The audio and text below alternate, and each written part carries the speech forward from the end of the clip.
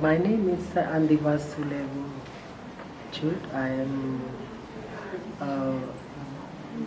I have been with FemLINKPACIFIC since 2004 when I attended the first ever radio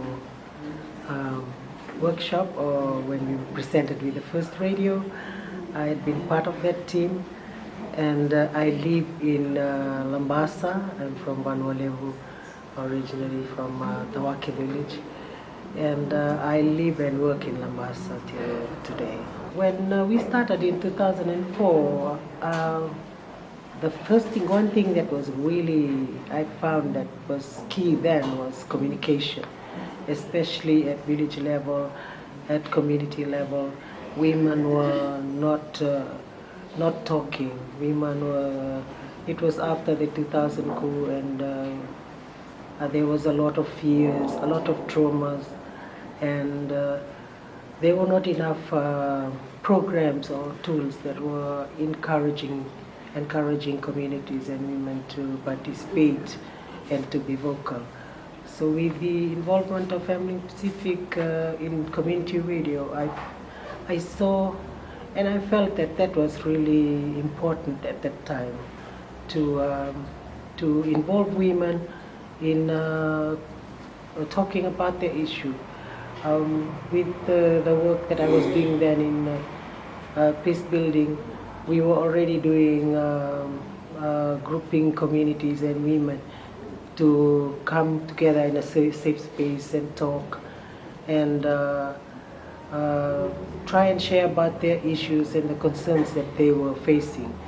But with the use of community radio, that really sort of strengthens it and provided that space where women's voices could be heard across, and not only just being shared at that same space, but communicated throughout. So since the use of this community radio in the north, like we then later, we started off with just me recording women's stories from the mat at their homes and bringing it over to Suva, sending it over to Sharon, and that's how it was communicated in the earlier days. And things improved as we also improved with technology, and the significant changes for me now, it's the growth of the organization, especially in its branch to the north as well. And we received our radio in 2011, and it was launched by the Commissioner Northern himself. So in that sense, not only the growth, but the awareness of the FemLINK community radio was there. Our network also grew, and more women's organization wanted to be part of our network, to attend our monthly consultations. And as the organization grew, the participatory level of women also grew in terms of their voices, the way they speak. Majority of them would not speak in English. They started speaking in English. They begin to see the reason why we should be talking, why we should be raising our concerns, because they know like there is not enough of these things happening, and the system, the current system then was not very, it was not working much for them, in terms of they had issues that was just withstanding over decades and not moving. And through our communicating on community radio, bringing up issues of water, the very basic need kind of issues, and they were beginning to address it. So for me, the significant changes was particularly in terms of the growth of the organization, and also across the changes that was happening to the women within their group, within the communities, as well as our growth in Lambasa as well. With partners, there has been positive changes as well because of how we've our relationships and all those things have improved a lot, and the partners are more engaging. They like to learn more about the work of FemLink as much as possible whenever they can.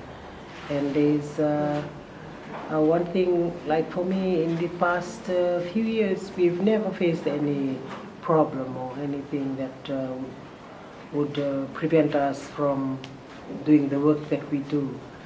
And there was always a positive response to every activity we do at any different level. The challenges were there all along, just like in any organization or any programs. But like we have evolved through attending to these and dealing with all the challenges that we've had. For example, we started off with this partnership work with FemLINKPACIFIC and Pacific Center for Peace Building in Lambasa. And then we were sharing spaces with PCP at that time, and then slowly we grew into getting our own space. And FemLink, until today, FemLink has own CMC in Lambasa. So, like I said, those challenges were dealt with as we grew.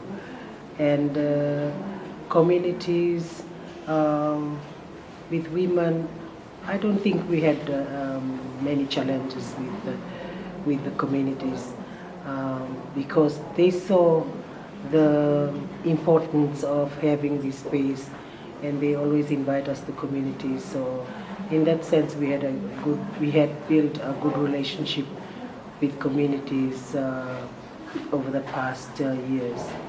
And within the organization, when Generation Next team came in 2010, 2011, things got a bit easier with them handling the tape recorder, doing the other part of the work, doing productions.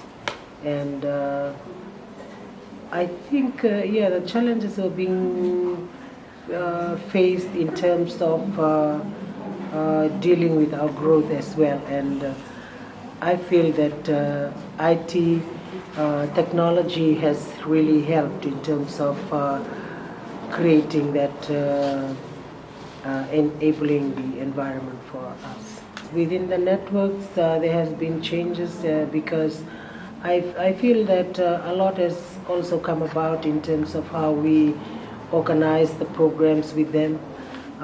They are not just talking about issues and priorities.